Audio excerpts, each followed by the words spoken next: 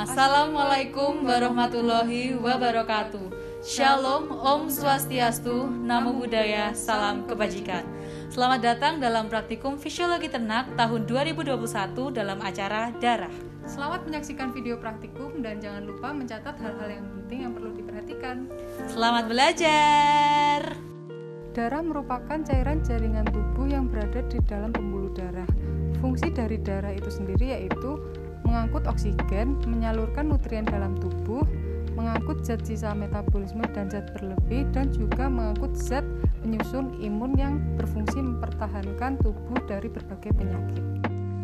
Unsur darah meliputi eritrosit, leukosit, trombosit, serum, dan plasma darah. Waktu pendarahan. Waktu pendarahan merupakan waktu interval dari darah pertama kali menetes hingga darah berhenti menetes. Metode penentuan waktu pendarahan yaitu ada dua. Yang pertama, metode Duke, dan yang kedua, metode IV. Pertama, metode Duke.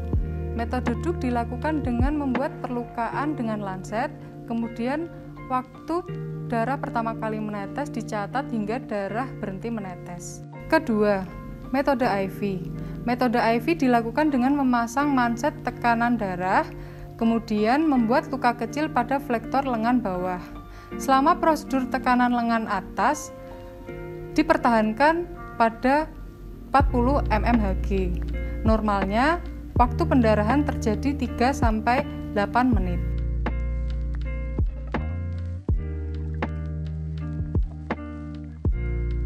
Metode waktu pendarahan menggunakan metode Duke. Pertama-tama, buka lancet device, kemudian masukkan lancet ke dalam lancet device dan atur sedemikian rupa. Selanjutnya, buka penutup lancet dan tutup kembali lancet device serta atur kedalaman lancet. Kemudian, siapkan kapas bersih dan basahi kapas tersebut menggunakan alkohol 70%. Selanjutnya, lakukan sterilisasi pada jari probandus dan lakukan penusukan menggunakan lancet device. Ketika darah pertama kali menetes, lakukan pencatatan waktu pendarahan menggunakan stopwatch. Setiap 15 detik sekali, lakukan pengusapan darah menggunakan kertas filter dan jangan sampai mengenai luka. Waktu pendarahan dihitung saat darah pertama kali menetes hingga berhenti menetes. Pembekuan darah.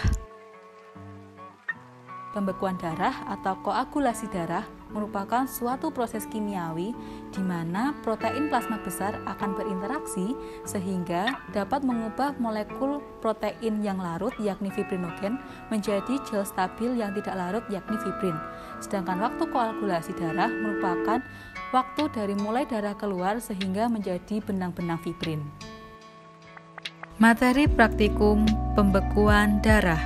Yang pertama, lancet device, kapas, alkohol, stopwatch, dan jarum pentul.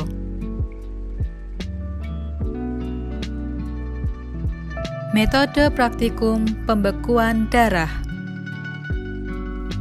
Pertama, bersihkan jari tempat pengambilan darah dengan cara diusap dengan menggunakan kapas beralkohol.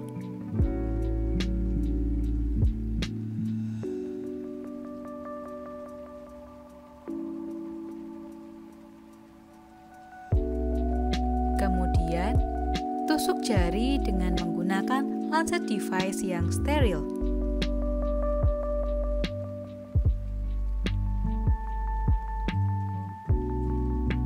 Satu sampai 2 tetes darah dengan cepat dipindahkan ke dalam gelas arloji. Catat waktu pada saat darah keluar. Dengan menggunakan kepala jarum pentul, tusuklah ke dalam darah dan angkatlah. Lakukan demikian secara terus-menerus sampai ada benang fibrin yang terlihat dan catatlah waktunya. Waktu mulai darah keluar dari pembuluh darah sampai terbentuknya benang fibrin disebut waktu beku darah.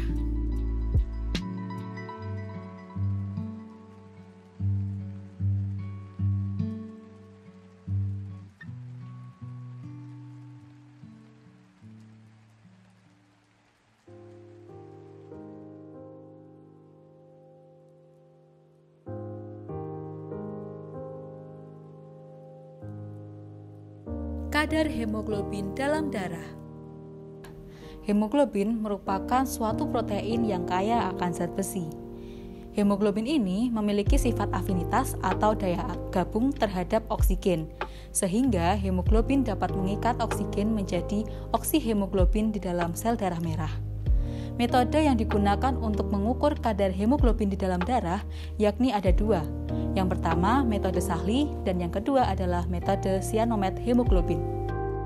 Metode Sahli atau hemoglobinometer.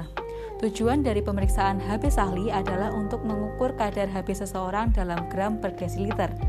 Prinsipnya, HCl 0,1N akan mengubah hemoglobin menjadi hematin asam.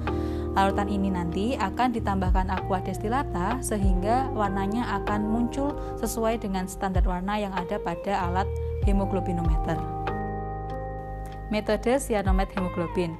Prinsip pemeriksaan metode sianomet hemoglobin adalah derivat hemoglobin selain fetoglobin akan diubah menjadi hemoglobin sianid dengan menggunakan larutan dalam kit. Larutan tersebut adalah kalium ferrisianida dan kalium sianida. Nah, nantinya larutan ini akan diabsorbansi menggunakan spektrofotometer pada panjang gelombang 540 nanometer. Hemoglobinometer Sahli, pipet, tabung, pengaduk, HCl 0,1N, aqua destilata, sampel darah, kapas, dan alkohol. Pertama, sterilisasi tangan dengan kapas beralkohol 70%. Kemudian, lakukan penusukan menggunakan lancet device. 1-2 tetes darah dengan cepat dipindahkan ke dalam gelas arloji.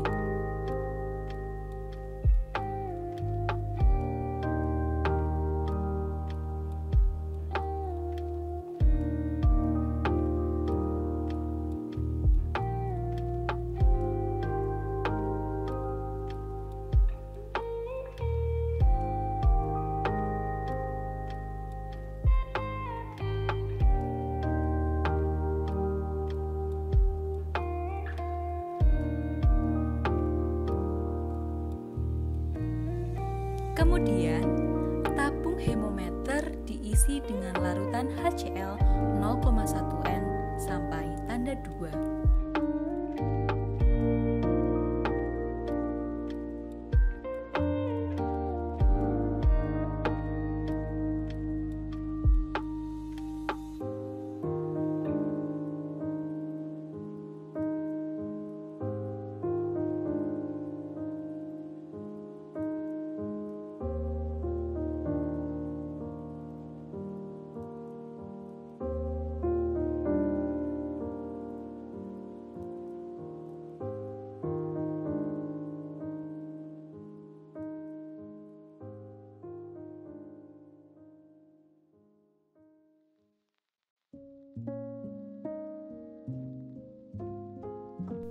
Selanjutnya, darah kapiler atau vena dihisap dengan pipet Sahli sampai tepat pada tanda 20 mikroliter.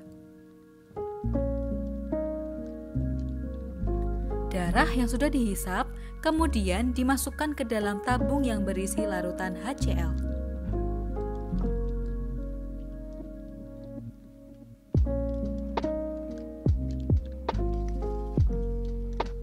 Larutan digocok perlahan agar homogen.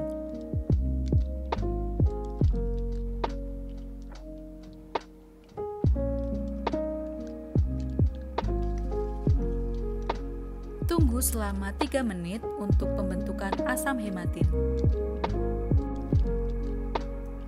Setelah 3 menit, asam hematin yang terjadi diencerkan menggunakan aquades setetes demi setetes sambil diaduk dengan pengaduk sampai didapati warna yang sama dengan warna standar.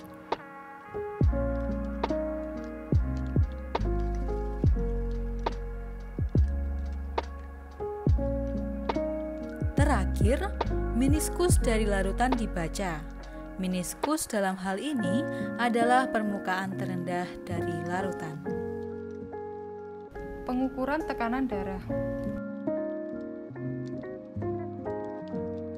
Tekanan darah merupakan tekanan dari darah yang dipompa oleh jantung terhadap dinding arteri. pengukuran tekanan darah terbagi menjadi dua metode. Yang pertama yaitu pengukuran tekanan darah secara langsung, dan yang kedua pengukuran tekanan darah secara tidak langsung. Materi yang digunakan yaitu sphygmomanometer, stetoskop, dan probandus. Metode pengukuran tekanan darah yang dilakukan yaitu metode pengukuran tekanan darah secara tidak langsung. Pasangkan manset sphygmomanometer secara kencang pada lengan bagian atas, kira-kira sejajar dengan jantung. Selanjutnya, letakkan stetoskop pada bagian lipatan siku di bawah manset. Kemudian, sedikit kencangkan bagian katup pompa, lalu pompakan manset hingga monitor menunjukkan 180 mmHg. Setelah itu, kendorkan katup pompa secara perlahan hingga tekanan pada manset menurun. Saat tekanan manset menurun, perhatikan jarum monitor dan dengarkan degupan yang terdengar pada stetoskop. Ketika terdengar degupan pertama dan jarum menunjukkan angka 120, disebut sistol. Dan nantinya degupan akan terdengar semakin melemah. Kemudian, degupan yang terakhir menunjukkan angka 80 disebut dengan diastol. Terima kasih telah menyaksikan video praktikum darah. Dan jangan lupa untuk tetap semangat dan patuhi protokol kesehatan. Sampai jumpa di acara selanjutnya.